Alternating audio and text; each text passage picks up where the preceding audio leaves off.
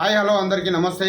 తెలంగాణ గవర్నర్గా తమిళసై సౌందరరాజన్ రాజీనామాను రాష్ట్రపతి ద్రౌపది ముర్ముకు ఆమోదించారు.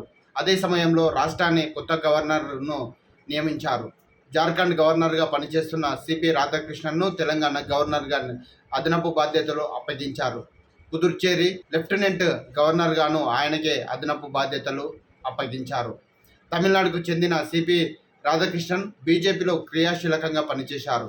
ఆయన 2 సార్లు కోయంబత్తూరు లోక్సభ నియోజకవర్గం నుంచి 1998-99లో ఎంపీగా ఎన్నికయ్యారు. తమిళనాడు భారతీయ జనతా పార్టీ రాష్ట్ర అధ్యక్షుడిగా సేవలందించారు.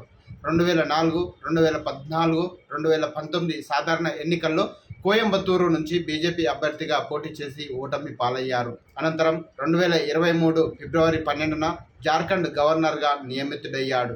తాజాగా ఆయన్ను తెలంగాణకు గవర్నర్గా, పుదుచ్చేరికి లెఫ్టినెంట్ గవర్నర్గా అదనపు బాధ్యతలు నియమించారు. ఇక తెలంగాణ గవర్నర్గా పనిచేసిన తమిళసై సోమవారం అనూహ్యంగా రాజీనామా చేసిన సంగతి తెలిసిందే.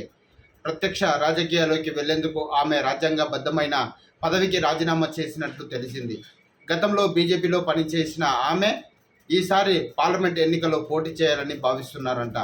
చెన్నై సెంట్రల్ లేదా తుత్తుకూడి నుంచి ఆమె బీజేపీ ఎంపీ అభ్యర్థిగా బరిలోకి దిగే ఛాన్స్ ఉన్నట్లు మనకు తెలుస్తూ ఉంది.